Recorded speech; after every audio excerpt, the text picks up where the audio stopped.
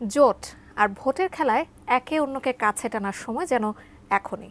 রাজনীতির এই খেলায় কে কখন শত্রু আর কে কখন বন্ধু হয় বলা মুশকিল। একসময় রাজপথের মিত্র বিএনপি ও জামায়াত এখন একে অন্যের প্রতিদ্বন্দ্বী। দুই দলই এখন কাছে টানতে চাইছে ইসলামী আন্দোলনকে। চরমোনাইতে জামায়াতের আমিরের সফরের পর যখন ঐক্যের হাওয়া বইছিল, ঠিক তখনই বিএনপির মহাসচিবের চরমোনাই পীরের সাথে সাক্ষাৎ নতুন সমীকরণ তৈরি করেছে। তবে কি অন্য কিছু হতে চলেছে? মোহাম্মদ সোহাগ বিশ্বাসের রিপোর্টে বিস্তারিত।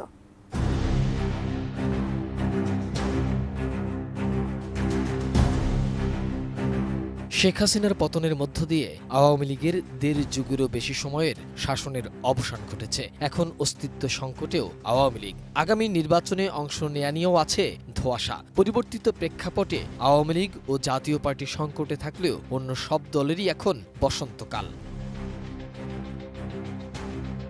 বাংলাদেশের সম্ভাব্য জাতীয় সংসদ নির্বাচনকে সামনে রেখে ইসলামপন্থী দল হিসেবে পরিচিত ধর্মভিত্তিক দলগুলোকে নিজেদের সাথে রাখার জন্য এক ধরনের টানাটানি শুরু হয়েছে দেশের প্রধান দুই রাজনৈতিক দল বিএনপি ও তাদের সাবেক জোটসঙ্গী জামাতে ইসলামের মধ্যে। ইসলামী আন্দোলনের আমির সৈয়দ মোহাম্মদ রেজাউল করিমের সাথে এক সপ্তাহের ব্যবধানে জামায়াতের আমির ড শফিকুর রহমান ও বিএনপির মহাসচিব মির্জা ফখরুল ইসলাম আলমগীরের সাক্ষাতের বিষয়টি রাজনৈতিক অঙ্গনে আলোচনার জন্ম দিয়েছে।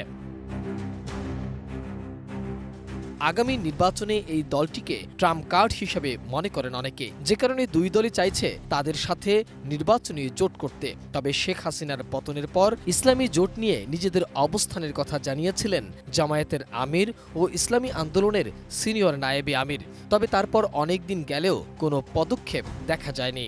বাস্তবতার প্রয়োজনে সবাই যেহেতু ফিল করছেন, আমরাও ফিল করি। তবে সময় মতোই ইনশাল্লাহ আপনারা দেখতে পারবেন যে আমরা কোন পথে হাঁটি। এখন সবাই অনুভব করছেন যে আগামীর দিনটা এক জালিমের হাত থেকে আরেক জালিমের হাতে যাওয়া উচিত।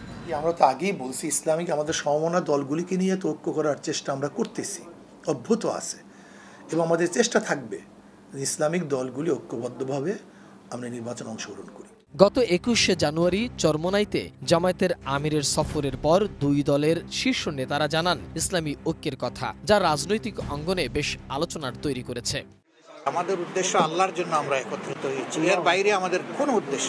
আমরা এক আছি, তো আমরা এক আল্লাহ, এক কলিমা, এক রসুল সাল্লাল্লাহু আলাইহি সাল্লাম, আমরা সবাই বিশ্বাস করি। এই জায়গায় আমাদের মধ্যে কোনো বিভক্তি নেই। জনগণের প্রত্যাশা, এদেশের দেশপ্রেমিক ইসলামী জনতার প্রত্যাশা হচ্ছে যে সব কেন্দ্রে যেন একটা বাক্স থাকে। সুষ্ঠু নির্বাচনের জন্য যে সংস্কার প্রয়োজন সেইটা করে তারপরে নির্বাচন। আমাদেরকে ইসলামের পক্ষে, দেশের পক্ষে, মানবতার পক্ষে আল্লাহ যেন আমাদেরকে ভালো কাজ করার তৌফিক দান করে।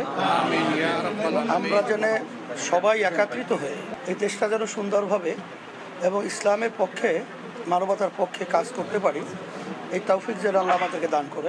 একই সপ্তাহের মধ্যে ২৭শে জানুয়ারি বিএনপির মহাসচিব মির্জা ফখরুল ইসলাম আলমগীর ইসলামী আন্দোলনের আমিরের সঙ্গে দেখা করেন। এরপরই আলোচনায় আসে ইসলামী আন্দোলনের গুরুত্ব নিয়ে।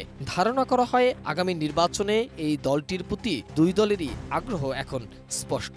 দুই নেতাদের আলোচনার পর ১০টি বিষয়ে ঐক্যমত্যের কথাও জানানো হয়। ন্যূনতম প্রয়োজনীয় সংস্কার শেষ করে দ্রুত সময়ের মধ্যে সুষ্ঠু গ্রহণযোগ্য নির্বাচনের ব্যবস্থা করা, দ্রব্যমূল্যের ঊর্ধ্বগতি রোধ এবং সকল অধিকার বঞ্চিত মানুষের অধিকার প্রতিষ্ঠা করা, আইন শৃঙ্খলা স্বাভাবিক করে নিয়ে আসার ব্যবস্থা করা, আওয়ামী ফ্যাসিবাদ বিরোধী সকল শক্তি দেশ পুনর্গঠনে ঐক্যবদ্ধভাবে কাজ করবে, প্রশাসনে এখন বিদ্যমান আওয়ামী ফ্যাসিবাদের দোষরদের দ্রুত অপসারণ করা। এই ছিল আমাদের মোটামুটি আলোচনা করে এই বিষয়গুলোতে আমরা মোটামুটি ঐক্যমত্যে পৌঁছেছি। এই যৌক্তিক সময়টা আমরা বলেছি ১ থেকে ১.৫ বছরের মধ্যে, এরকম একটা কথা আমরা বলেছি। আর ৬ মাস তো প্রায় চলেই গেল, আর ১ বছরের মধ্যেই সুন্দর একটা জাতীয় নির্বাচনের ব্যবস্থা করবে, এটাই আসলে মূলত আমাদের কথা। বিশ্লেষকরা অনেকেই মনে করেন সামনে যখনই নির্বাচন হোক, সেই নির্বাচনে ক্ষমতাচ্যুত আওয়ামী লীগের অংশগ্রহণ অনেকটাই অনিশ্চিত। সরকারের উপদেষ্টা মাহফুজ আলম এরই মধ্যে বলেছেন আওয়ামী লীগের নির্বাচনে অংশ নেয়ার সুযোগ নেই। এমন পরিস্থিতিতে ইসলামপন্থী এন্টি আওয়ামী লীগ হিসাবে পরিচিতরাই ভোটের ময়দানে পরস্পরের প্রতিপক্ষ হবে। আবার আন্দোলনকারী ছাত্রদের দল গঠন হলেও তারাও একই ভোট ব্যাংক দখলের চেষ্টা করবে। মোহাম্মদ সোহাগ বিশ্বাস, এটিএন নিউজ, ঢাকা।